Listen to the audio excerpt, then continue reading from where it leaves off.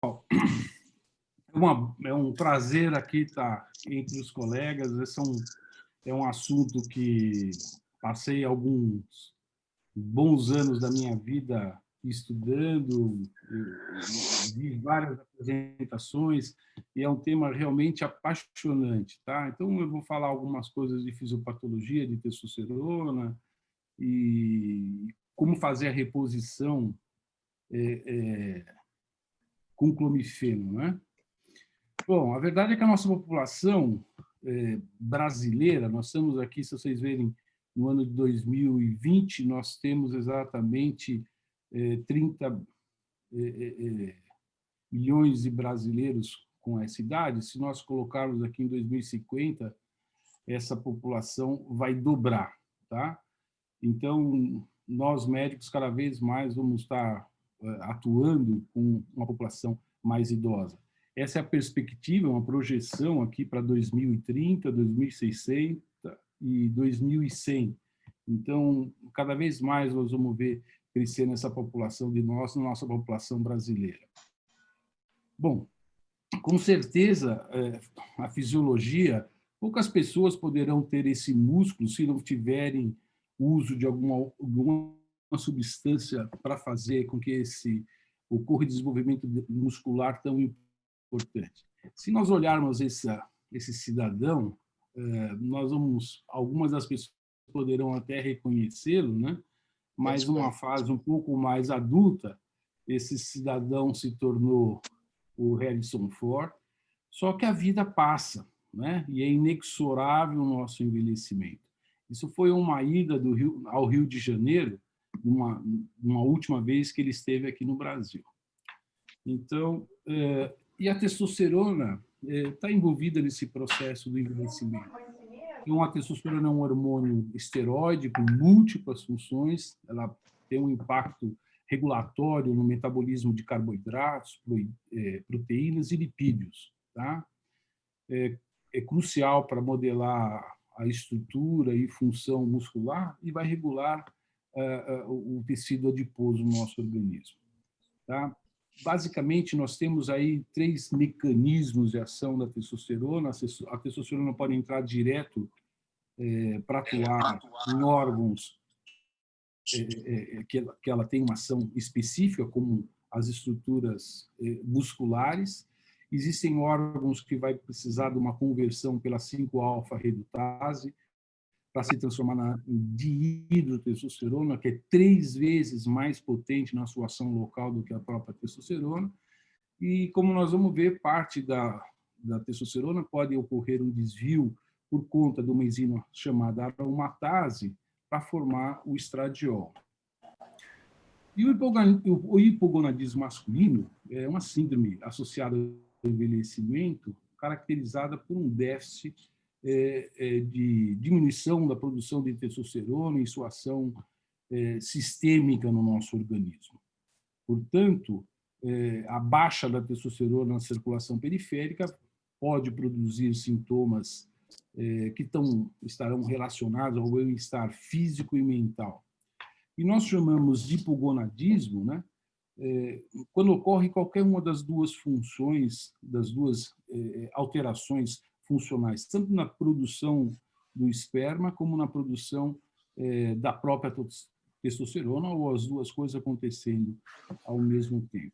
Nós chamamos de hipogonadismo primário quando a doença provém fundamentalmente do testículo, né, uma alteração do testículo, e secundário quando a gente tem uma alteração central, ou no hipotálamo, ou na hipófise, ou em ambos, o eixo está alterado. Nos nossos tempos de escola de fisiologia, nós sabíamos que o hipotálamo tem um comando liberando os releasing factors que vão agir na hipófise. Uma vez atuando, se produz 2 hormônios que vão agir na periferia, que é o FSH e o LH. O LH, fundamentalmente, ele vai agir nas células de Leydig. As células de Leydig vão produzir testosterona, e essa testosterona vai inibir o eixo retrogradamente.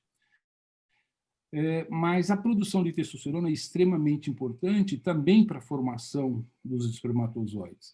E as células de Sertoli são células de sustentação, que têm múltiplas produções de substância, mas a substância que vai inativar o eixo central chama-se inibina. Muito bem. Então, isso é uma visão de um corte histológico, né, de onde estão as estruturas nos testículos, né, na produção dos espermatozoides e de testosterona. Testosterona, como nós sabemos, é extremamente complexa, né, a formação dela, e ela provém do colesterol. Então, se nós baixarmos extremamente o colesterol, de certa forma, nós poderemos estar causando uma diminuição da testosterona. E tanto o testículo, mas o testículo é a fábrica produtora da testosterona, 95% do que nós temos circulante provém do testículo, e a adrenal produz hormônios andrógenos, mas com muito baixa potência, tá certo? Estima-se, mais ou menos, que de 5 a 10 miligramas de testosterona é produzida ao dia, e essa testosterona tem 3 vias, como eu falei, por ação da 5-alfa-redutase, vai se transformar em testosterona, com receptores específicos, em órgão específico, uma próstata e pênis, né? A testosterona entra direta para atuar na musculatura estriada do nosso corpo, inclusive no próprio coração, e uma transformação para estradiol, que também é importante para a fisiologia do nosso organismo. De tal sorte que a testosterona ela pode ser dosada com a testosterona livre, a testosterona ligada à albumina e a testosterona ligada ao SHBG, a proteína carreadora de testosterona. A testosterona biodisponível, ou seja, aquela que pode ter uma atuação nos órgãos alvos, né, é a somatória da testosterona livre e da testosterona ligada à albumina, porque a conexão, o carreamento dele é mais fácil o seu desprendimento e assim ela pode atuar. Mas a testosterona ligada ao SHBG, isso não ocorre. Muito bem, então aqui é o que ocorre com a testosterona, como eu tive explicando para vocês. Né? A transformação em disotestosterona, atuando nos receptores específicos, fundamentalmente age na genital externa, próstata, pele, cabelos e pelos, calvície, e é também uma das causadoras do acne. E tudo isso provém da ação da 5-alfa-redutase. A testosterona atua diretamente no cérebro, no tecido adiposo, nos músculos, nos ossos, medula óssea, na espermatogênese. É fundamental a presença de testosterona para a produção de espermatozoides e na própria função sexual. E para se ter uma ideia desse mundo que existe dentro do testículo, nós temos 100 vezes mais testosterona dentro do testículo do que do ponto de vista sérico, né? E o estradiol, né? Por ação da aromatase, por ação principalmente no tecido gorduroso, pode atuar no cérebro, na reabsorção óssea, tem uns efeitos no HDL, na aterosclerose e na mama. Muito bem. E a testosterona, ela atua e é importante em todo o desenvolvimento do homem, né? Seja no período fetal, seja no período neonatal, até os 6 primeiros meses de vida existe uma produção baixa, mas bastante importante do testículo. Já no momento, na infância, praticamente a produção é mínima, e na puberdade, com 11, 12 anos, começa aí novamente uma explosão, uma produção de testosterona que vai desenvolver a genitália externa. No período adulto se mantém um nível bastante alto e com o envelhecimento vai decaindo essa testosterona. Isso aqui é uma coisa bastante importante, porque a fisiologia do homem jovem é um pouco diferente, esse ciclo circadiano, né? Da pessoa de mais idade e do adulto jovem é diferente. E nós produzimos testosterona, esse conceito é bastante importante, à noite, principalmente a partir das 8 horas da noite. Então, a madrugada, né, o período noturno, é o momento mais importante para a produção de testosterona. Já na pessoa com mais idade, esse ciclo não é tão bem expressivo, mas da mesma forma tem sua importância. Como vocês veem, no período da manhã, nas primeiras horas da manhã, a gente ainda tem um nível de testosterona bastante elevado, de tal forma que é muito importante a dosagem de testosterona no intervalo de 7 a 10 horas. Tá? Essa produção noturna da testosterona é fundamental para a própria a fisiologia do pênis, porque na fase REM nós temos ereções sucessivas ao longo de um período estimado em torno de 2 horas do nosso sono. Como eu disse, a testosterona vai decaindo com o nosso envelhecimento, né? Vejam vocês aqui na idade dos 25 ou 34 anos, a produção de testosterona acima de 600, e na idade, essa média, né, populacional, dos 85 aos 100 anos, isso cai em torno de 376. Da mesma forma, cai a produção de testosterona livre, cai a produção de hormônios menos importantes, menos ativos, mas todos eles decaem. A única coisa que ocorre é um aumento ao longo do nosso envelhecimento da proteína SHBG, como eu disse, é uma proteína que, se tiver ligada à testosterona, ela não tem uma ação alguma. Já o nível de estradiol se mantém mais ou menos constante em todo esse desenvolvimento do homem. Isso é um trabalho bastante importante que foi publicado em 2017 e é um conjunto de 4 grandes cortes, né? E serve, de certa forma, para a gente estimar em que nível nós queremos colocar a testosterona, né? Vocês vejam que, com o envelhecimento, se a gente olhar a coluna aqui dos 50%, né, o percentil aí, nós vamos ver que parte de 531 e cai, na idade mais avançada, a 476. O que está em amarelo seria um nível ótimo para qualquer uma dessas faixas etárias para que a testosterona se mantivesse. De tal sorte que entre 500 e 850, 900 é um padrão que a gente considera dos 400, né, até os 850, 900, a gente considera dentro da normalidade.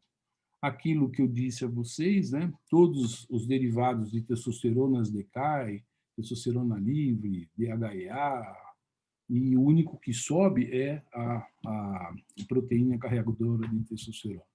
Mas o envelhecimento acontece e, a partir dos 40 anos de idade, vai tendo um decaimento da produção de testosterona diária de 1%, alguns trabalhos um pouquinho mais, até 2% a partir de então. Esse é um trabalho bastante elegante que mostra que, por faixas do IMC, né, o nível de testosterona, vocês olhem aqui, a faixa mais superior são os pacientes que têm o IMC menor que 25 quilos por metro quadrado, está em torno de 20. E nos pacientes que têm o IMC já a níveis de obesidade, o nível de testosterona decai em torno de 14, tá certo? Da mesma forma, o decaimento da testosterona livre. Vejam vocês a ascensão, como eu já havia dito, tanto do SHBG como do hormônio luteinizante a partir do envelhecimento. À medida que nós envelhecemos, essas duas substâncias vão aumentando progressivamente no nosso organismo. Aqui serve é muito importante para a gente entender o raciocínio do nível de testosterona no paciente jovem, no paciente obeso, no paciente mais idoso. Vejam vocês que a testosterona biodisponível, onde tem essa marca da produção, essa linha em azul, né, tracejada para cima, é a produção da testosterona biodisponível, é a que realmente atua. Na pessoa obesa, ocorre uma diminuição global da produção de testosterona e vejo que nós vamos ter um decaimento para 200 nanogramas. E nas pessoas mais velhas, de 80 nanogramas. Então, essas duas situações, tanto no obeso como na pessoa mais velha, têm uns níveis mais ou menos semelhantes na sua produção. O que acontece com o hipogonadismo é uma doença que acomete as pessoas já a partir da quinta década de vida, isso ficando aí em torno de 8%, podendo chegar na oitava década de vida, a próximo de 30%. Então, é uma doença muito prevalente que nós devemos estar alerta, né? O decaimento da produção de testosterona a partir dos 40 anos de idade está ligado a uma série de condições, como o número a função e a capacidade de respostas das células de Leydig. As células de Leydig são as células produtoras dentro do testículo da testosterona, fatores como insensibilidade, a diminuição e o sequestro de testosterona por SHBG. Tem uma série de razões que implicam diretamente nessa diminuição progressiva da produção de testosterona. Nós temos 500 milhões estimados de células de Leydig e a gente vai perdendo essas células ao longo do nosso envelhecimento. Bom, o grande problema é que a deficiência de testosterona gera uma série de sinais e sintomas importantes, tanto na esfera sexual, quanto na esfera psíquica e mental e na parte física metabólica, né? O que eu coloquei em amarelo são as coisas mais importantes, né? Na esfera sexual, a diminuição de libido, diminuição da atividade sexual, da qualidade de ereção, diminuição das ereções noturnas e matinais. Na esfera, o aspecto psicológico, uma diminuição, os pacientes podem relatar isso claramente, às vezes, no momento da sua vida. Poxa, eu vinha muito bem há 6 meses e agora me sinto mais cansado, né? Então, fadiga, letargia, a própria depressão é comum, e o esquecimento. O esquecimento, eu gosto muito de perguntar isso aos meus pacientes, eu vejo que muitas das vezes isso aqui está presente, né? E no aspecto físico, né, nós temos aí uma diminuição, pode ter algum envolvimento pela queda de densidade óssea, tendo alguns problemas para o lado osteoarticular, diminuição de força muscular, isso é bastante importante. E a testosterona, inclusive, é importante para o próprio miocárdio, né? Uma pessoa com baixa de testosterona, que tem algum problema cardiológico, eventualmente pode ser melhorado nesse aspecto funcional com a melhora dos níveis de testosterona. Aumento de gordura corporal, uma coisa muito frequente. Puxa, de repente eu comecei a engordar, né? E anemia e fadiga. Então, é um mundo bastante importante. É lógico que a gente vê outras doenças que causam mais ou menos sintomas, então, mas a gente tem que ficar alerta, porque isso é uma coisa extremamente frequente e importante na vida dos nossos pacientes.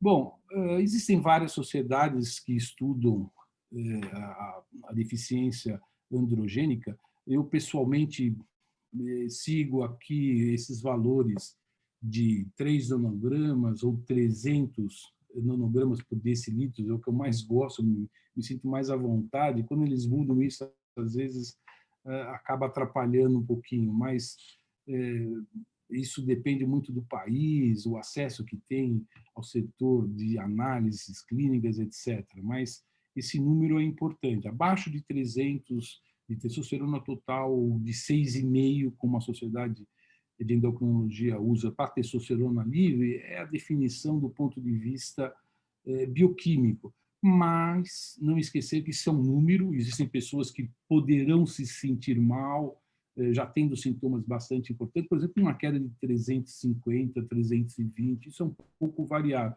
A gente, às vezes, vê pacientes bem com 250. A gente tem que analisar isso para ponderar o que a gente tem que fazer. Bom, do ponto de vista diagnóstico, os sintomas mais importantes, é um estudo bastante grande, muito reconhecido por quem faz esse tipo de leitura.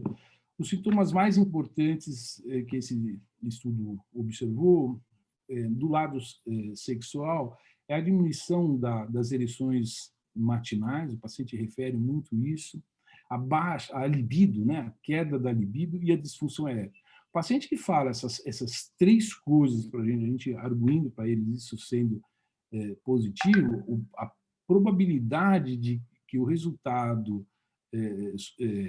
sorológico seja que demonstre uma queda de testosterona é extremamente importante. Entre os sintomas psicológicos, perda de energia, tristeza, cansaço, e as coisas físicas, né? Inabilidade, a pessoa se sente mais cansada, o andar fica mais difícil, ou se curvar, né? Então, são coisas muito relacionadas à queda de testosterona de maneira geral, né?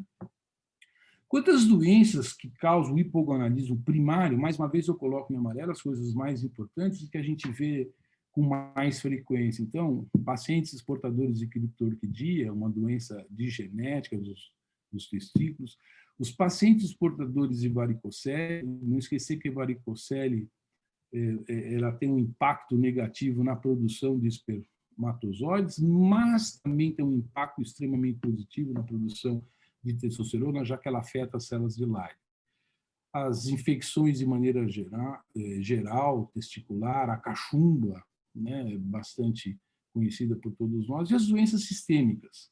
Então, aí vale a visão do clínico, né? A cirrose, o paciente com insuficiência renal, o HIV, pacientes que têm bronquite, são pessoas que a gente tem que ficar de olho. Alguns agentes quimioterápicos, alcalinizantes, podem causar a queda de testosterona, o próprio envelhecimento, o trauma, etc. Então, são todas situações que a gente tem que lembrar disso, e eventualmente a gente pode estar ajudando nossos pacientes nesse diagnóstico. Quanto às causas do hipogonadismo secundário, existem doenças congênitas bastante raras, que a gente não vê no dia a dia, mas as doenças em amarelo são as mais frequentes, né? As doenças crônicas, doenças agudas, desnutrição, o diabetes mellitus, né? Cirrose, alcoolismo, obesidade e drogas como maconha, psicotrópicos e opioides. Eles têm um impacto negativo central na queda da testosterona. Entre todas essas doenças que eu falei, gostaria de colocar aqui que o HIV, esses pacientes que usam o coquetel, muito frequentemente têm queda de testosterona, é uma queixa relevante entre esses pacientes, e é possível a gente melhorar isso aí com a reposição de testosterona. Eu acho que existe um cenário muito pouco avaliado e visto, mas com certeza a gente pode ajudar os pacientes graves de UTI, pacientes com doenças infecciosas importantes, sistêmicas, pacientes que fazem uso de corticoterapia, opioides, o ketoconazol, né? Outras drogas associadas que a gente vê frequentemente, né, são os antidepressivos. Temos aí um problema de pesticidas nos produtos das nossas alimentações, né? Existem muita coisa que a gente ingere que nem está sabendo e que está entrando no nosso corpo, está causando inibições. A situação de nós vivermos numa cidade poluída, etc., pode causar alguma bloqueio central, e isso é causa de diminuição de testosterona. Os opioides, os antipsicotrópicos, as estatinas em altas doses, os esteroides, os antihipertensivos, os tiazídicos, que a gente acha que tiazídico não causa nada, né? Está aí uma coisa que ele causa, né? Uma diminuição de testosterona. Como todo remédio, né? Às vezes tem efeitos incomuns que você pode resolver para aquele paciente. Você tira o remédio, as coisas melhoram. Bom, o que a gente quer, né? Quando a gente está falando agora do tratamento? A zona ideal para que a gente mantenha os nossos pacientes é de 300 a 900, como eu havia dito, é uma zona fisiológica. O hipogonadismo, como eu já disse, são a situação com queda, né? E aí nós vamos ter problemas ligados à dislipidemia, à adiposidose abdominal. E o que a gente vê com uma certa frequência nos pacientes mais jovens é o uso de anabolizantes e substâncias andrógenas para melhora do corporal, e isso causa um problema muito sério, inclusive sendo causa de doenças gravíssimas, como infarto, acidentes vasculares, um monte de coisa, inclusive a infertilidade e a disfunção erétil severa, né, nesses pacientes. O paciente é super forte, mas a performance sexual decai absurdamente. Quando a gente fala em síndrome metabólica, a síndrome metabólica está diretamente relacionada ao hipogonadismo, né? Quando 3 desses sintomas são vistos nos pacientes, esses 5, a gente fecha o diagnóstico de uma síndrome metabólica, então vale aí toda uma visão do clínico para melhorar, né? Então, melhorar a glicemia, promover o emagrecimento, atividade física, pacientes que têm elevação de pressão arterial, elevação de triglicéridos e diminuição do HDL. Então, uma síndrome muito importante. Para vocês terem uma ideia, a obesidade e diabetes, 50% dos pacientes têm, a hipertensão um pouquinho menos, 42%, e dislipidemia, 40% dessas pessoas têm déficit de produção de testosterona. Aqui o risco aumenta de uma vez e meia até quase 2 vezes e meia, né, a presença dessas doenças. E no paciente extremamente obeso, né, o obeso mórbido, esses índices de presença de hipogonadismo vai a 75%, 79%.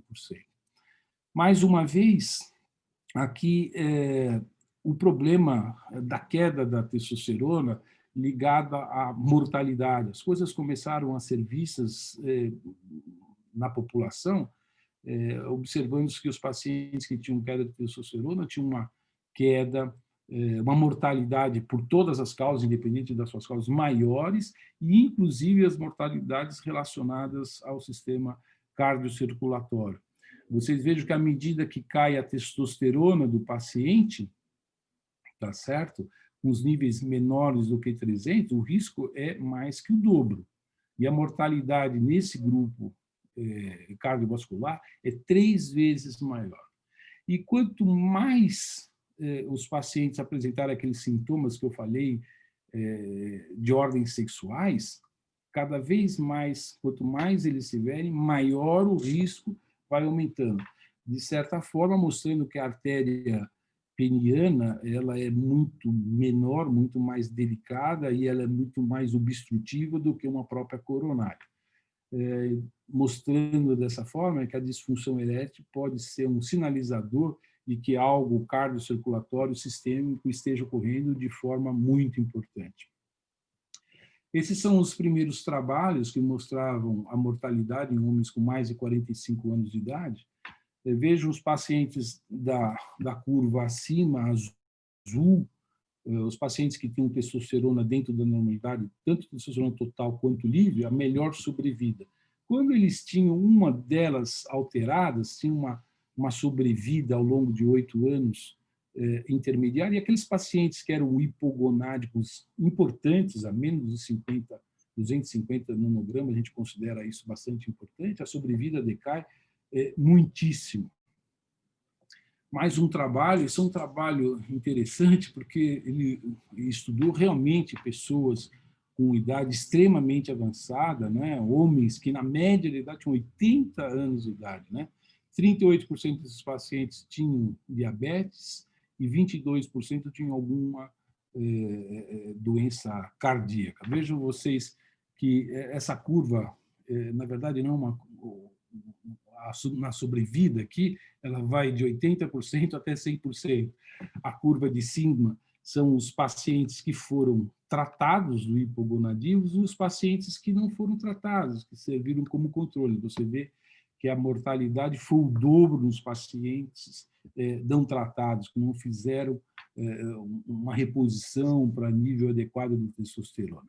Mais uma vez, aí são um outro estudo que está avaliando, são 600 pacientes praticamente, pacientes diabéticos. Então, com toda certeza, o endocrinologista, o clínico, tem que ter esse conhecimento, porque o tratamento do diabetes implica no homem também saber os níveis de testosterona. Veja o que aconteceu para quem tinha testosterona acima de 300 e para quem tinha testosterona abaixo de 300. a diferença da sobrevida é bastante diferente. Então, repor testosterona para esse grupo de paciente é muito importante. Mais um estudo, quase com 600 pacientes, um acompanhamento próximo de 6 anos, mostrando a curva verdinha mais superior são os pacientes que tinham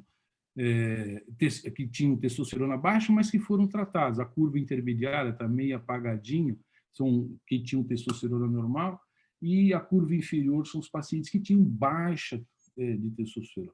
Então, fica muito claro por essa curva de Kaplan-Meier que o hipogonadismo subtrai anos de vida dos pacientes. Quando nós observamos, um trabalho de um grupo alemão, Dr. Fred Saad, mostrando em 3 grupos de obesos, né, de pessoas com mais de 30 a 35 de MC, de 35 a 39 e maior de 40. Aqui estão representados embaixo os números dos pacientes que foram acompanhados ao longo desse segmento. Vejam vocês que a reposição da testosterona, isso aqui foi feito com um decanoato de testosterona ao longo desses 8 anos de segmento desses pacientes, esses pacientes foram perdendo peso progressivamente. E de tal sorte que faz parte do tratamento dessas pessoas o tratamento, a normalização da testosterona. Existem inúmeras vantagens que eu aqui vou mostrar. Vejam vocês, na curva inferior, são os pacientes de classe 1, acima de 30, 35. Depois de 2, 3 anos, os pacientes já deixam, eles praticamente entram na normalidade com decaimento da hemoglobina glicada. Então, 5,7 a gente considera normal, e nos mais obesos, esse decaimento também é importante e progressivo ao longo desses 8 anos de tratamento.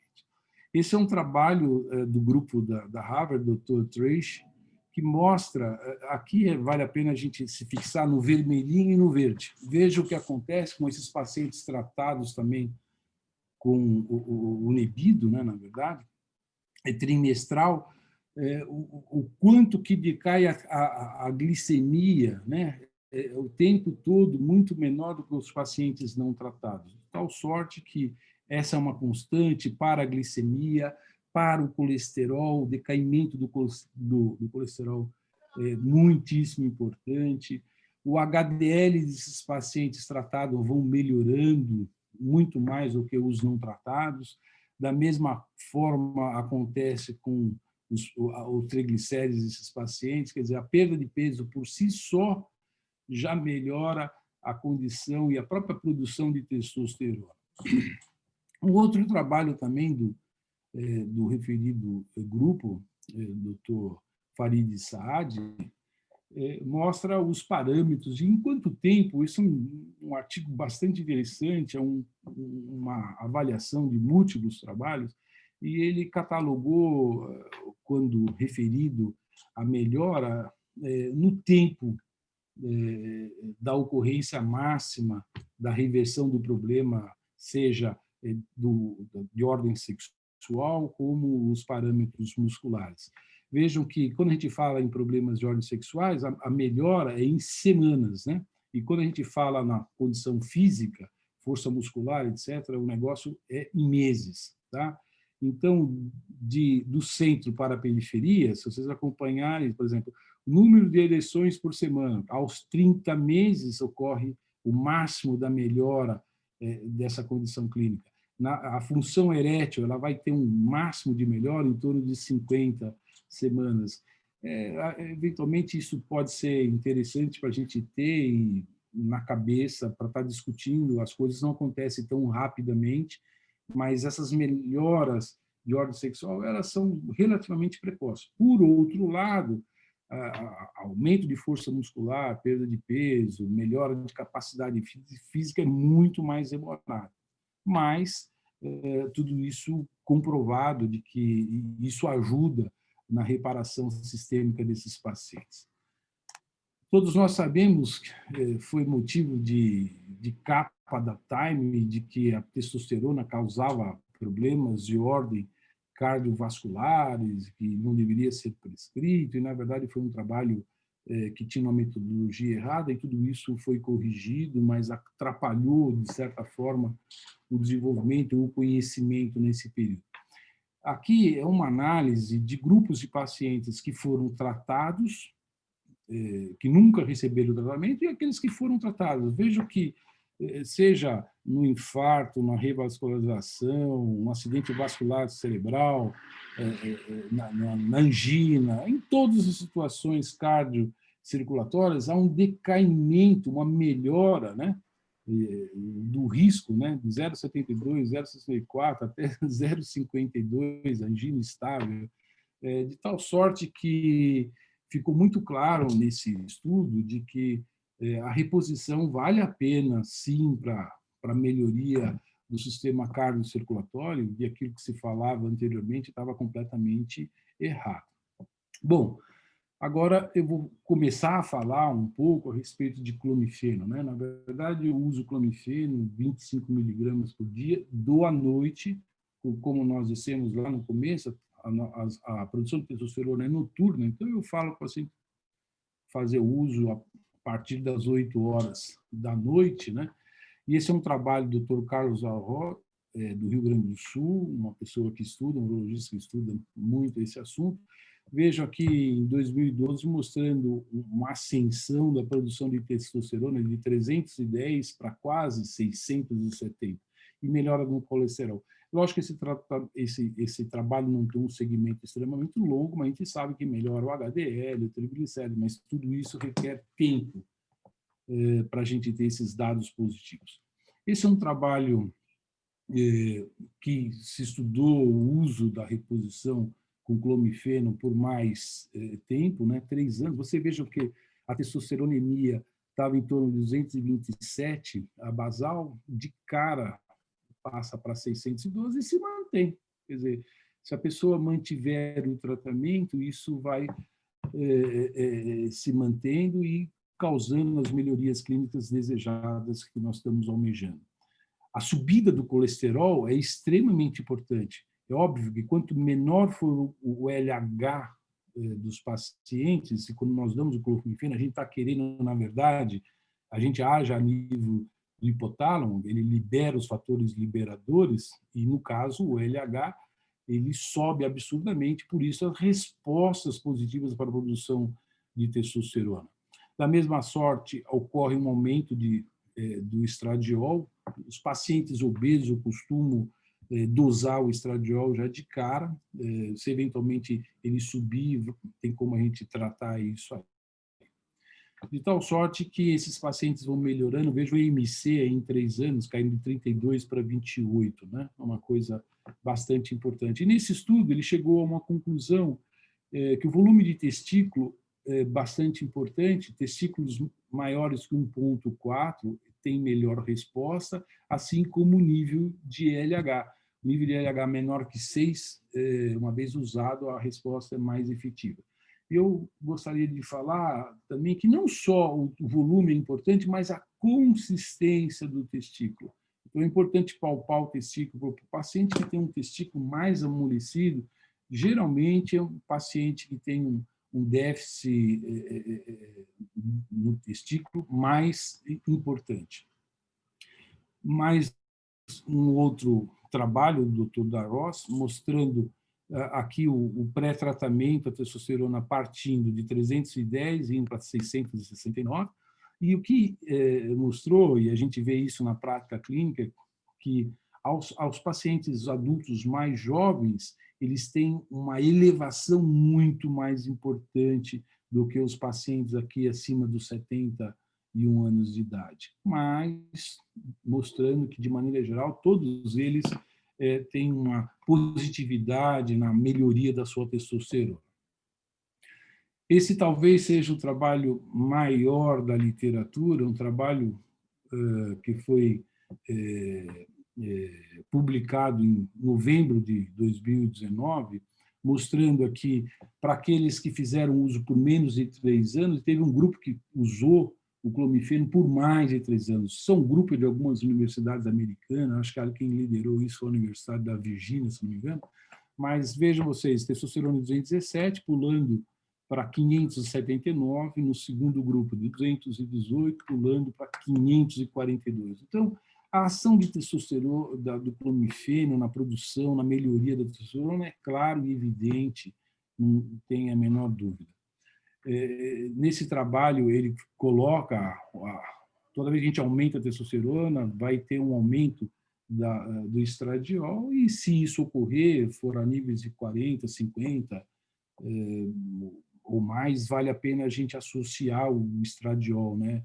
1 miligrama por dia do anastrozol bloqueia a enzima a aromatase, e com isso, aqui a gente vê na segunda coluna, né, a subida dos hormônios LH e FSH, tem uma ação bastante importante. Na terceira coluna, a gente vê o aumento expressivo tanto da testosterona total como livre, e o decaimento do estrógeno total e livre, de tal sorte que essa é uma maneira elegante de a gente ajudar se eventualmente a gente tiver um aumento do estradiol bastante importante.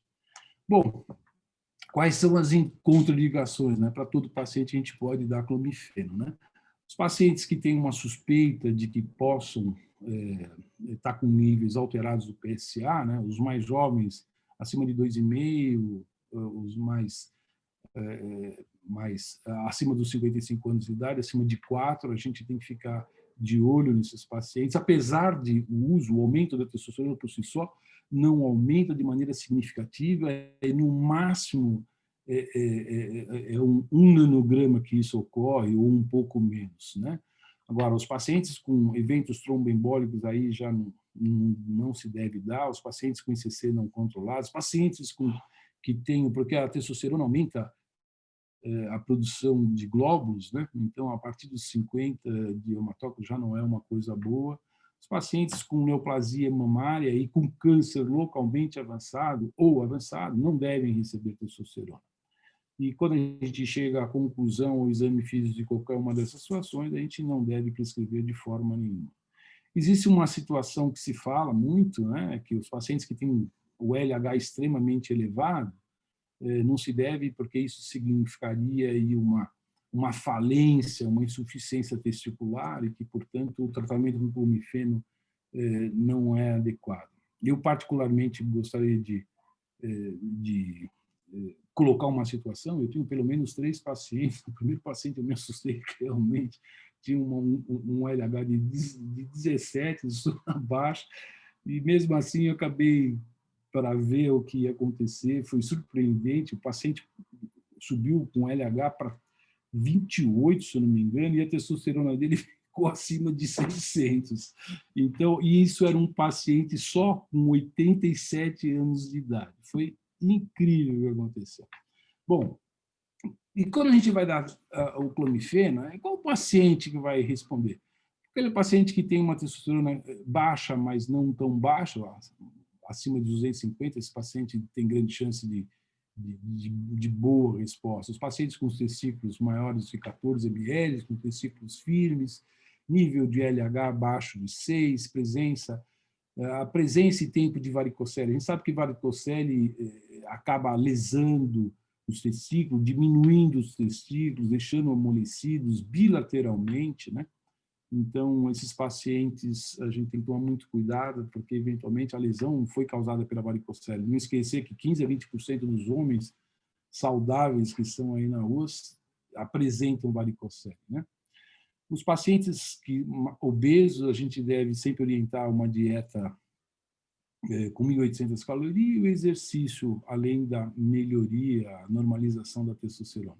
Os pacientes mais jovens geralmente têm respostas melhores. Os pacientes com síndrome metabólica, eles respondem, mas esses pacientes têm que tomar muito cuidado. Eventualmente, temos o apoio de outros especialistas clínicos, né? Pacientes com tempo de disfunção erétil muito prolongado também devem receber o tratamento, e, de certo, a gente tem que remover, se possível, drogas que habitualmente causem queda da testosterona.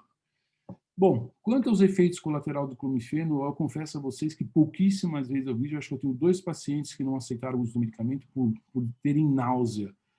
Todas essas outras, já vi alguns pacientes que o aumento do hematócrito, eu tive que suspender o medicamento, né? Principalmente nos pacientes bronquíticos, com DPOC, etc. Raramente eu vejo alguma coisa, alguém falando alguma coisa de mamilo, né? De maneira geral, é um medicamento muito seguro e que tem pouco efeitos colaterais. As vantagens do tratamento com clomifeno: ele evita a diminuição dos testículos. Quando a gente usa testosterona pura, a gente inibe a produção completa dos testículos, os testículos praticamente disfuncionalizam e eles diminuem progressivamente. Reverter esse processo depois é extremamente complexo e nem sempre isso dá certo. Evita tratamento, tem um tratamento que tem muito poucos efeitos colaterais, é possível observar a resposta com um mês. Você faz um mês de tratamento, se repete LH, testosterona total livre, SHBG, testosterona biodisponível, você sabe se o paciente responde, além do que a maioria dos pacientes, principalmente nos mais jovens, com 10 dias eles observam a melhora clínica. Pode ser administrado em intervalos maiores que o diário, conforme a resposta terapêutica. Eu tenho um paciente que toma isso aí 1 a cada 4 dias, 1 a cada 7 dias, a testosterona dosa está sempre bonitinha. Agora, quando não ocorrer melhora depois de um mês, aí não tem jeito, o certo a gente usar testosterona gel ou intramuscular e explicar que é importante esse tratamento, porque isso aí está relacionado até à própria sobrevivência, né? Pacientes obesos, a gente pode usar o anastrozol quando houver necessidade. Ele impede, portanto, a dependência de testosterona exógena. Uma vez que você entrou com libido, para o resto da vida, a pessoa tem que estar usando. E, eventualmente, eu acredito que muitos dos pacientes têm um bloqueio central, você desbloqueia os receptores, a coisa volta ao normal. É um tratamento mais acessível. E, quando a gente usa o clomifeno, isso que eu acho muito interessante, na verdade, a gente avalia a reserva funcional desse testículo. Tá? Então, se o paciente tem boa resposta, ele tem células Iliad o suficiente. Portanto, quem são os candidatos? A gente quer restaurar aos níveis fisiológicos e reverter a parte clínica do hipogonadismo. Isso é muito gritante, que os pacientes observam como melhora. Aquele paciente estava esquecido, que estava deprimido, rapidamente ele sai dessa situação, né? Então, para todas essas situações, não esqueceram que disfunção erétil, diminuição de libido, diminuição das ereções matinais estão relacionadas, sim, com a queda de testosterona. Quando for menor que 300, o correto é a gente repetir isso aí para confirmar esses dados. Quando for abaixo de 200, há necessidade de avaliar o hipogonadismo central. De tal sorte que o que a gente faz? Com um paciente mais jovem, você pode colocar testosterona entre 600 e 700 sem problema nenhum. O paciente com mais idade, dos 500 aos 600, está ótimo, vai minimizar os riscos e o potencial dessas doenças relacionadas à queda de testosterona. De tal sorte que, em conclusão, o tratamento do hipogonadismo melhora o diabetes, melhora a síndrome metabólica, melhora a disfunção erétil, libido, obesidade, o colesterol elevado, melhora, evita, né, pelo menos, a isquemia cardíaca e cerebral. A melhora é física e mental. A diminuição das mortes, como mostrado por esses gráficos que eu mostrei de sobrevida. A gente, falando apenas de ter sido uma lembrança aos mais jovens, né, que torquidia deve ser tratado o quanto antes melhor, né, para que a gente evite lesões importantes nesses tecidos.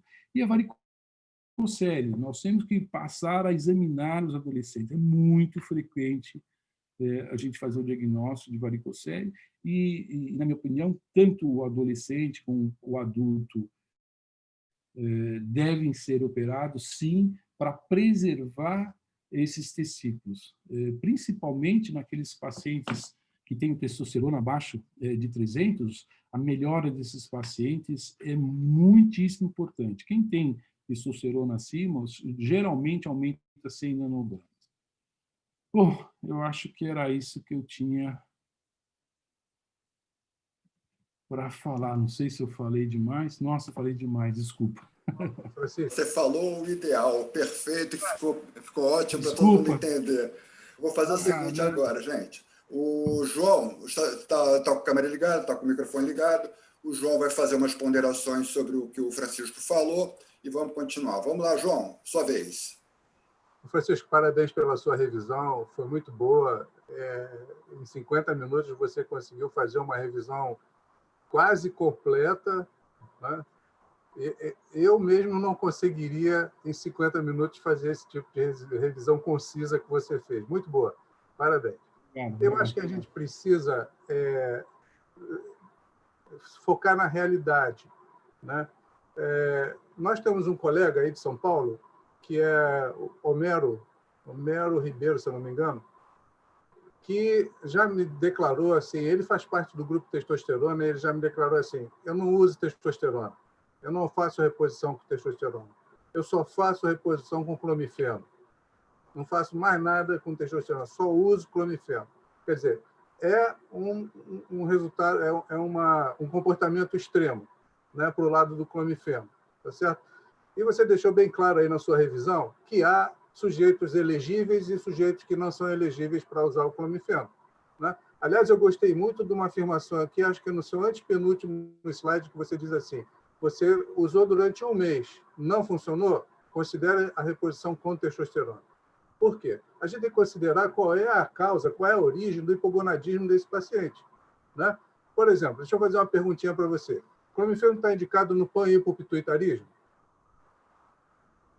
Não, aí não tem muito como funcionar, né? Não tem ação.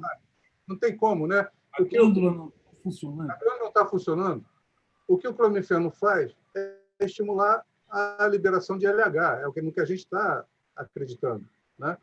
Aliás, outra coisa que eu queria que você esclarecesse o pessoal todo aí sobre o clomifeno é o seguinte, qual é a função dele? Como é que ele funciona, né? Lembra lá no início eu falei assim, a gente não pode falar em reposição de testosterona com clomifeno. Na verdade, é uma modulação, né? A gente está estimulando a produção pelos testículos de testosterona, né? Então, mas como é que ele funciona? Qual é o mecanismo de funcionamento dele? Na verdade, é uma molécula semelhante ao estrógeno, né? Então, entra nos receptores, na verdade, vai enganar e vai fazer uma competição com a produção do estrógeno local. Não tendo, aí ele libera o LH, porque ele entende que está faltando no organismo, e isso. Agora, é extremamente interessante que isso ocorre, por isso que eu sou contra entrar direto com testosterona. Isso eu realmente sou contra, principalmente o paciente mais jovem. Quer dizer, o cara tem 30 anos, vai tomar dos 30 aos 80 Nebido a cada 3 meses. Não tem sentido. Eu tenho vários pacientes. Olha, a clínica, todos nós temos esses casos. Uma vez eu vi um menino que teve um quadro depressivo, aí deram um antidepressivo, piorou mais a situação. Eu falei, rapaz, o seu negócio é outro, aqui a sua testosterona, não sei a causa, porque você não tem nenhum problema físico, e foi dado clomifeno. Aí o paciente me volta um mês e uma semana depois, por aí, doutor, o senhor salvou meu casamento. Eu estava tomando isso aí há mais de um ano, eu não tinha condição de ter relação sexual. Bom, foi diminuindo progressivo o antidepressivo, entrou com a normalização testosterona. Poxa, então funciona. Eu acho que os pacientes que têm resposta extremamente importante, agora, o que ocorre na prática clínica, os pacientes se sentem bem, daqui a pouco eles estão abandonando o uso. Tá certo que, uma vez que você desbloqueie a hipotálamo e a hipófise, esses pacientes às vezes se mantêm. Eu tenho um paciente que tem 2, 3 meses, eu fico elogiando, nossa, só testosterona, doutor, eu posso contar a verdade? Tem 2 meses que eu uso clomifeno. E foi esses pacientes que me fizeram a prescrever o clomifeno a cada 2 dias, a cada 3 dias, você vai controlando. Poxa, pode tomar a cada 4 dias, essas coisas estão ótimas. Eu tenho pacientes que tomam e não querem parar de tomar. Eu tenho tomo um comprimido desse, doutor, a cada 10 dias. Nesses dias eu recebi um paciente que vinha com uma péssima, mas ele é uma pessoa que faz ginástica, realmente uma pessoa muito focada no exercício. Meu, alguma coisa aconteceu. Ele é jovem, tem 52 anos de idade, meu cara inteiro, fisicamente. Acabou o problema dele. Esse paciente é um que toma, doutor, toma a cada 15 dias. Então, a gente tem que entender isso para a gente manter o paciente, né? O que o clomifeno faz? Ele faz uma competição com os estrogênios no hipotálamo, né, e na hipófise. E aí ele impede o feedback negativo que o estrogênio faz.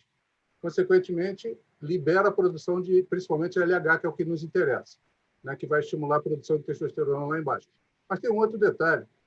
Existe receptor de estrogênio intratesticular que o clomifeno também faz competição lá e melhora a resposta do testículo direto. Ele tem uma ação direta sobre o testículo. A gente sempre se fixa. Por isso que é muito importante esse detalhe que você chamou a atenção aí, sobre o volume e a consistência do testículo. Porque quanto maior for o volume, maior a consistência for desse testículo, a resposta vai ser maior, porque ele tem maior quantidade de receptores e ele vai funcionar. Existe uma ação direta do clomifeno sobre os testículos. Né? Porque toda a biossíntese tanto ocorre na suprarrenal como ocorre dentro do testículo. E um dos caminhos é a produção de estrógeno. Então, tem função. Aliás, existem inúmeras coisas que acontecem no testículo que são extremamente importantes. Agora, qual que é a única coisa que as pessoas, os urologistas normalmente usam e pensam? Puxa, eu só não vou dar testosterona a um paciente muito jovem que quer ser pai, né? Que quer manter a fecundidade. Não necessariamente, né? A gente vai usar com pacientes mais velhos, pacientes mais jovens, e ver a resposta, né? Cada caso é um caso. Eu já tive casos, você já deve ter visto isso, eu falei, bom, esse paciente não vai responder o clomifeno, porque o testículo era pequenininho. Meu, eu caí de costas quando eu vi o resultado. Quer dizer, a gente se engana. O testículo é pequeno, mas era um testículo que tinha uma certa consistência e provavelmente ele tinha células elágicas o suficiente para ter uma produção expressiva de testosterona. Então, é uma coisa que a experiência clínica vai mostrando para nós. Né? Exatamente. Então, assim, não dá para afastar para paciente nenhum. Né? É claro que a gente precisa explorar bem, porque se a gente estiver diante de um panhipopituitarismo, não adianta você dar o clomifeno, você só vai retardar o tratamento desse paciente. Então, a gente precisa avaliar bem o paciente. Né? Mas ele beneficia, esse trabalho que você citou, esse que foi publicado em 2019, estou com ele aqui, ó, depois eu posso disponibilizar aí no grupo para todo mundo o trabalho. Eu acho que eu já passei. Você passou? Eu acho que já passei para tudo que eu falei, eu passei. Aqui está marcadinho, ó, 8% de efeito colateral. 8%. Né? E efeito colateral brando, nada de efeito do fenômeno tromboembólico, nada disso não. Efeito colateral brando. Né? Então, assim, o medicamento realmente deve ser a nossa primeira escolha, desde que a gente tenha avaliado direito o paciente, né? Acreditar no efeito dele lá no hipotálamo, mas também intratesticular, por isso que ele ajuda na produção de espermatozoide, ele funciona na produção de espermatozoide. Né? Outro detalhe que esses trabalhos todos, que eu levantei alguns outros trabalhos aqui que eu posso disponibilizar no grupo aí também, que eles mostram o seguinte,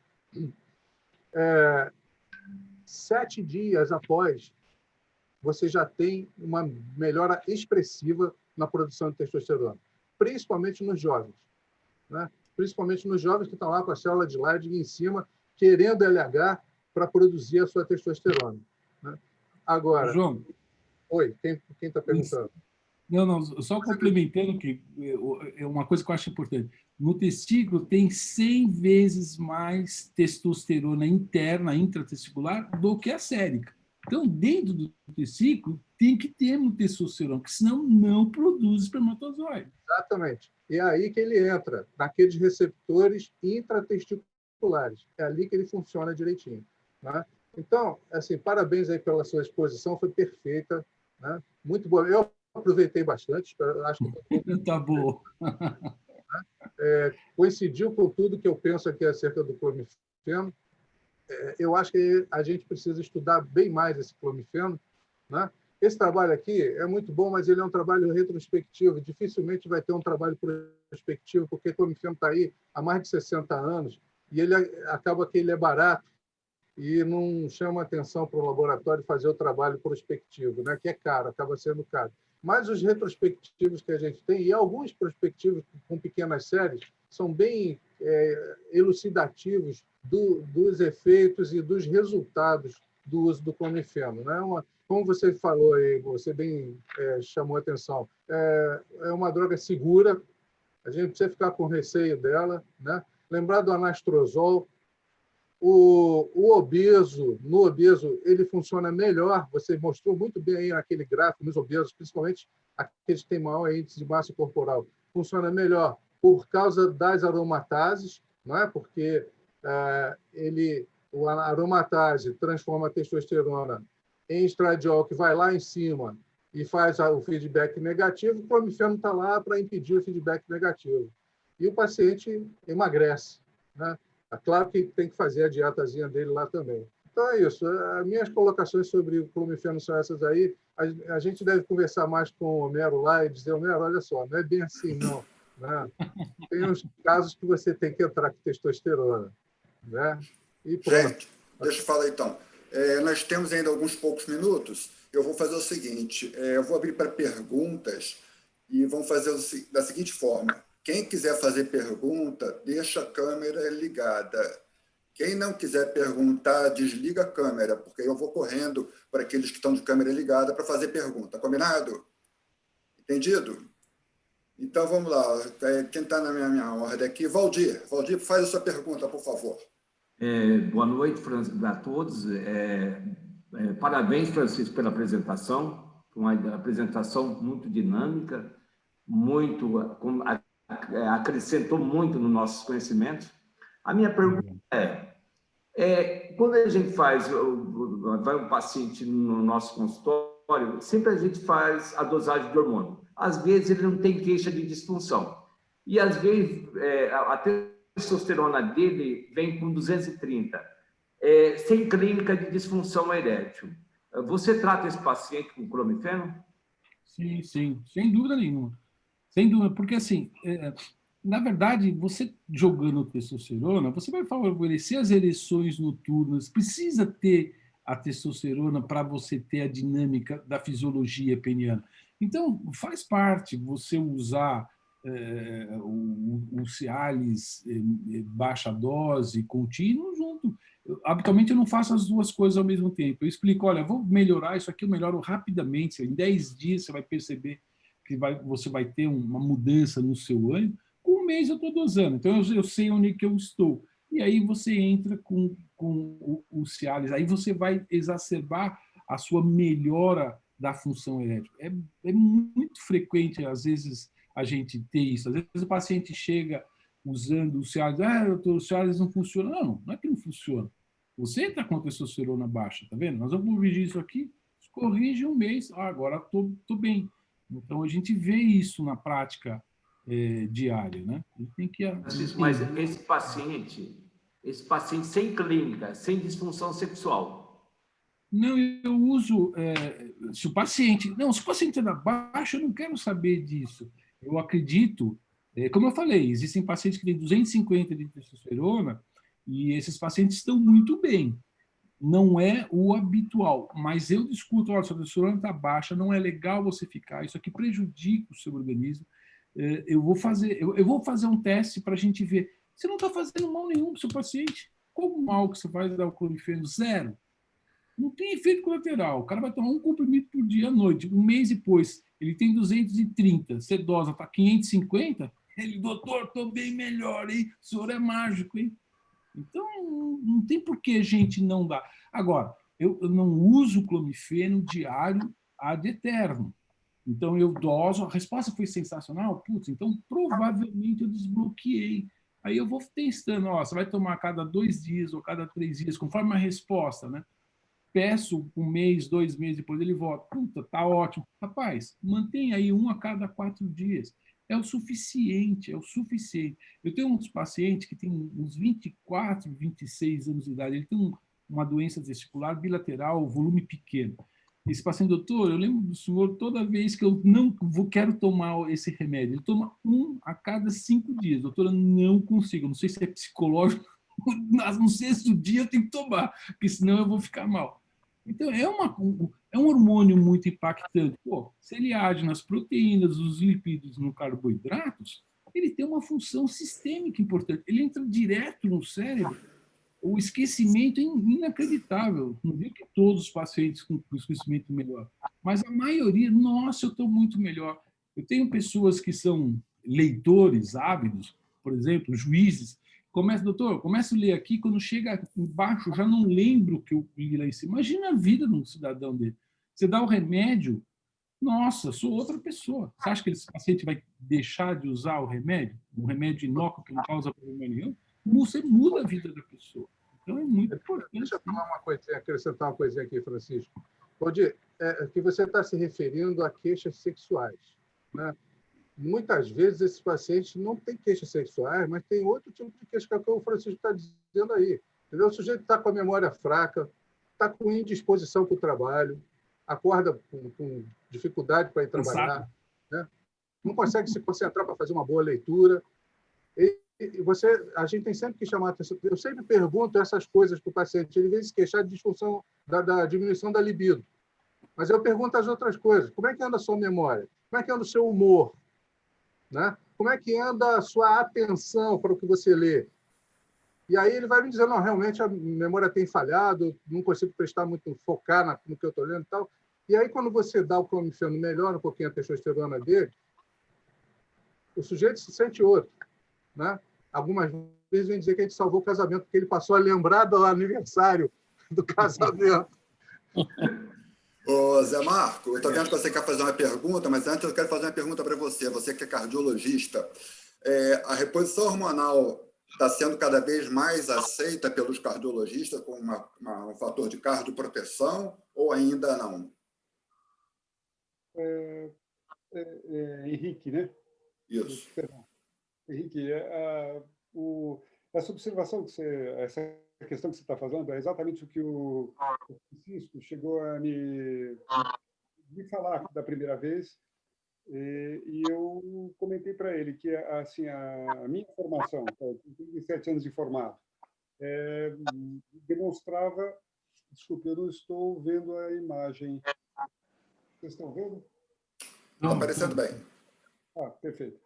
Tá, a informação que eu tinha era totalmente negativa. Eu comentei com o Francisco isso e eu sou eletrofisiologista, tá? Eu fugi de São Paulo há 20 anos. Eu estou morando em Campinas. Então, eu faço arritmia cardíaca, cateterismo da arritmia e insuficiência cardíaca, a minha área.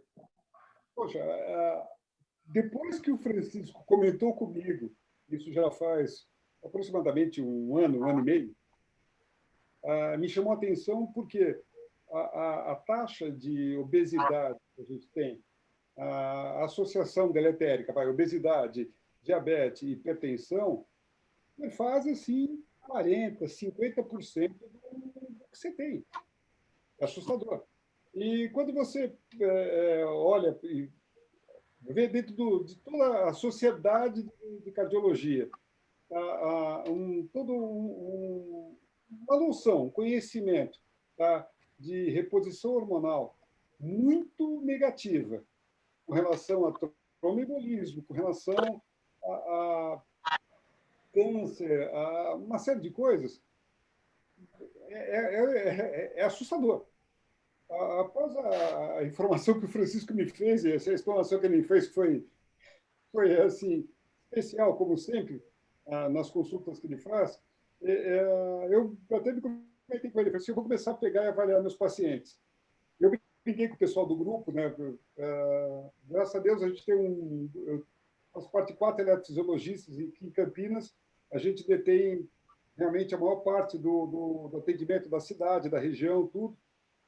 E como é que estão os nossos pacientes? A gente começou a pegar e fazer essa pesquisa, virei gozação no grupo, Você está pedindo testosterona para o seu paciente? Eu falei, não, estou pedindo testosterona para o paciente.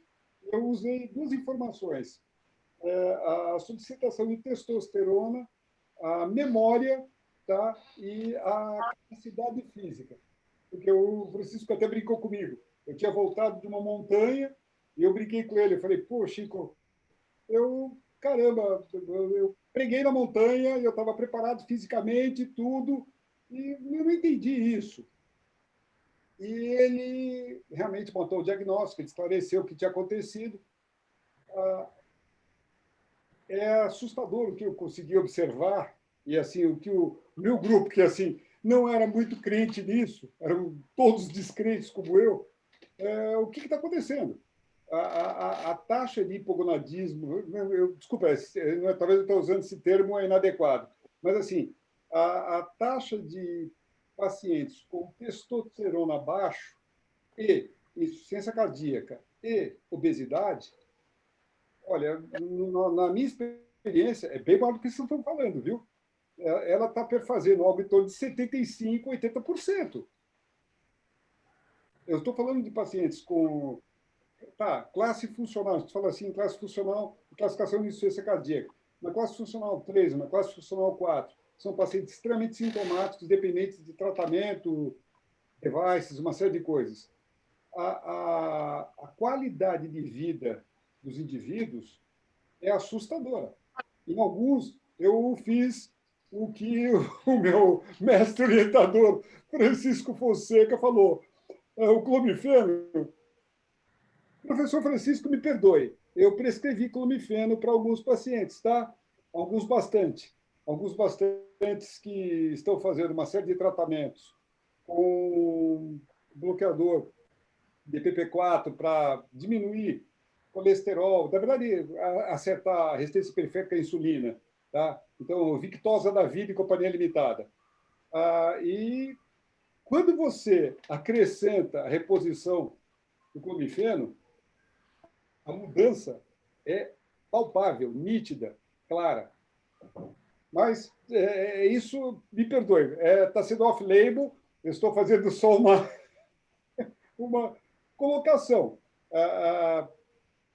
Eu até comentei com outros colegas. Tá? Eu cheguei a discutir com o pessoal de São Paulo, que eu fazia parte da Beneficência Portuguesa, do Silas Galvão e o grupo.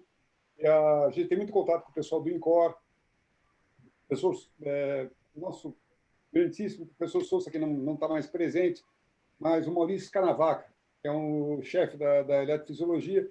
A gente conversando algumas coisas e essa inter-relação que vocês têm, o conhecimento que vocês têm, vocês estão precisando trazer para as outras áreas.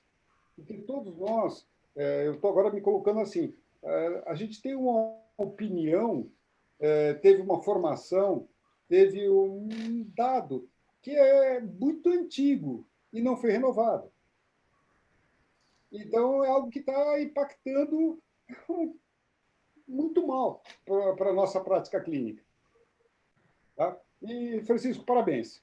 Parabéns para você, parabéns pelo teu perfil, pelas tuas orientações e ao grupo de vocês, por vocês estarem fazendo essa reunião. Obrigado. Isso aí, na verdade, esse conhecimento, como eu comecei lá no início da apresentação, dizendo que tem que ser para todos os médicos. Todo médico que cuida de adulto, pessoas de idade, tem que entender disso. Outro dia dei uma aula para um grupo de geriatras e o pessoal simplesmente desconhecia. Quer dizer, a pessoa, eles sabem que existe, mas eles não sabem manipular.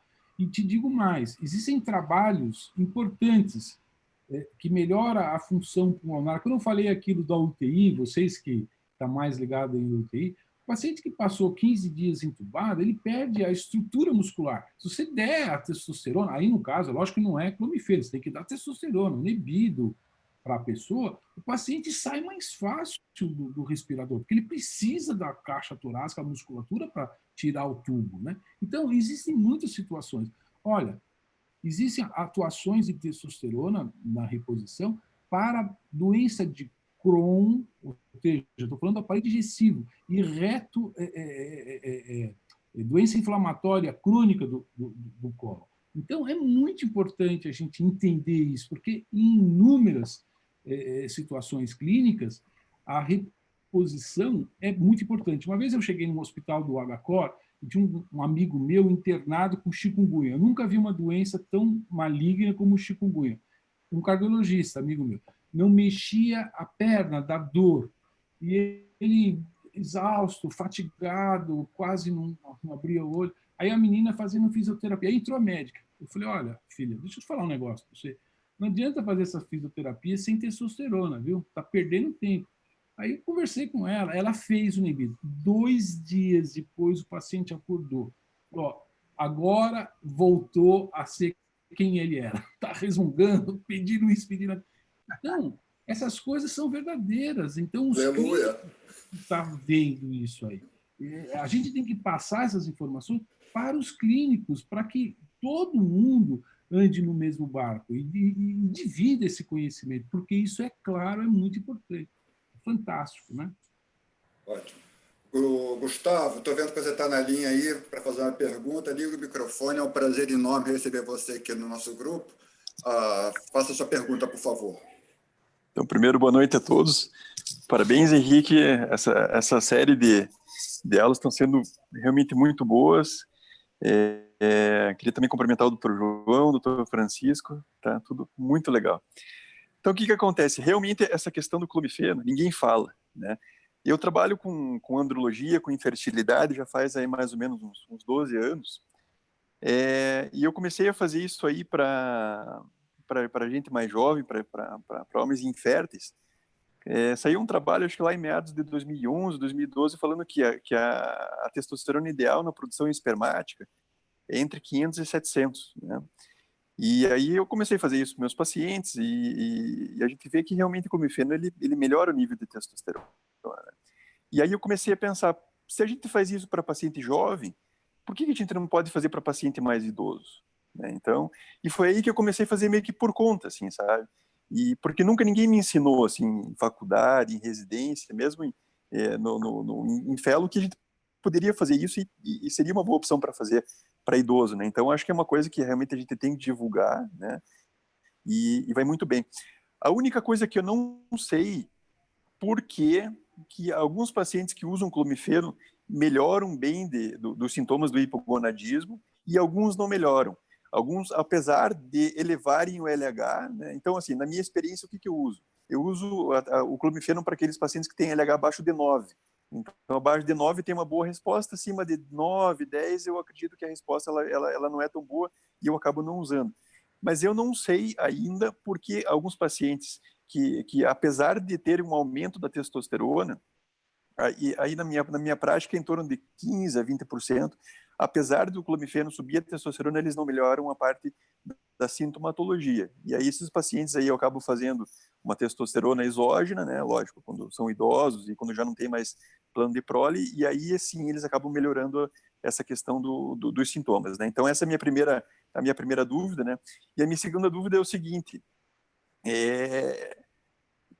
quando vai fazer uma testagem de doping, por exemplo, de atleta, algum de vocês sabem qual que é as substâncias dosadas, né? Porque o que acontece? O clomifeno, ele não é uma testosterona exógena, né? Então, em teoria, é uma testosterona do próprio paciente. Então, não sei se isso pode ser considerado doping ou não. Eu pergunto isso por quê? Porque eu tenho um paciente que ele é para-atleta da seleção brasileira ele é para-atleta, eu não lembro exatamente qual que é o esporte que ele pratica, mas ele tem uma testosterona que lá fica em torno de 270, 290. Ele tem vontade de fazer algum tratamento para melhorar a testosterona, só que por medo dele ser pego no exame antidoping, ele acaba não usando. Então, eu não sei se a gente usando um clomifeno, que é uma coisa que vai estimular a própria produção da testosterona, não é uma testosterona exógena, se isso pode ser considerado doping. Então, são essas meus dois questionamentos. Não sei se o doutor Francisco, o doutor Henrique, o próprio doutor João podem me ajudar nessas duas questões. Contigo, Francisco. O que eu sei é assim, a meia-vida da testosterona, do clomifeno, é de 10 horas, né? Passado esse período, decaimento de 2, 3 dias, isso vai desaparecer do organismo. Agora, se a pessoa está fazendo um preparo, vamos supor que vai fazer uma competição para, sei lá, 5 dias antes, eu acho que é impossível. Agora, para você ter certeza, a minha sugestão, eu não quero afirmar de maneira nenhuma, no CRM existe um grupo de colegas que estudam isso. Então, se você ligar no CRM e pedir um aval, explicando o que é e falando essas coisas que eu estou contando, eu acho que eles vão poder esclarecer para você. Aí você vai usar com facilidade. Eu tomaria essa conduta se você está querendo ajudar seu paciente. Eu acho que é uma coisa natural. Você não está usando uma substância proibida. É como eu estou dizendo. Gente, até os filatos, coisas ligadas a plástico, etc., é capaz de obstruir. Os agrotóxicos são capazes de obstruir o nosso sistema central. Então, você liberou o receptor, eu estou com pacientes que ficam normais. Eu não sei se é o caso do seu paciente. Alguma doença que teve, alguma droga que usou, causa um bloqueio. É impressionante. Uma vez liberada, a pessoa tem uma melhora absurda. Agora, eu acho que isso não deve ter problema com o DOB. Isso é o que eu acho. Mas a consulta ao CRM deve facilitar, porque são especialistas nessa área. Com relação aos não respondedores, Gustavo, a gente precisa lembrar dos receptores de testosterona, né? Porque eles envelhecem também.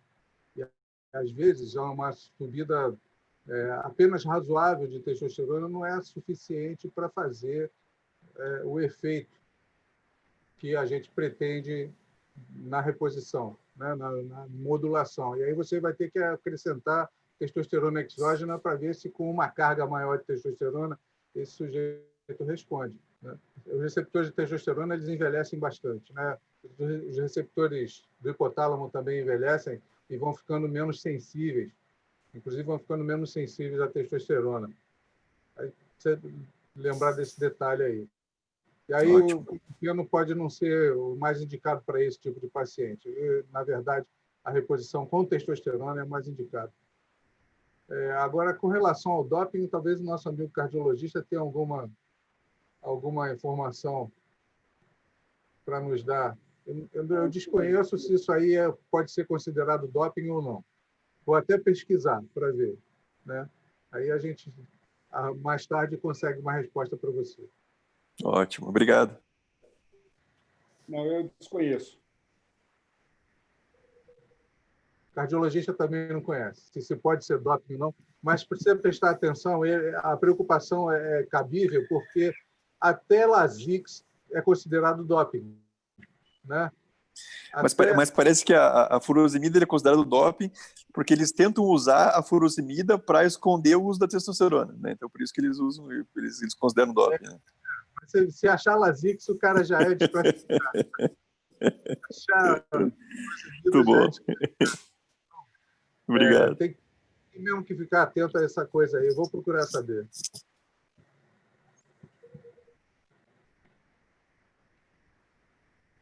Está fechado. Está fechado.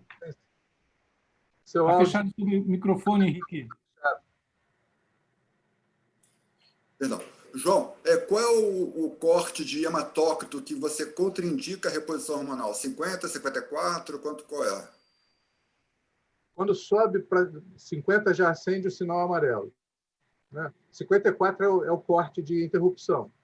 E aí eu mando fazer a sangria, tá certo? E é preciso lembrar, inclusive, que a sangria aguda ela faz um estímulo na medula para produzir mais hemácia, né? Ela provoca um aumento, uma policitemia, na verdade. Então, o ideal é a sangria crônica, o sujeito fazer algumas sangrias.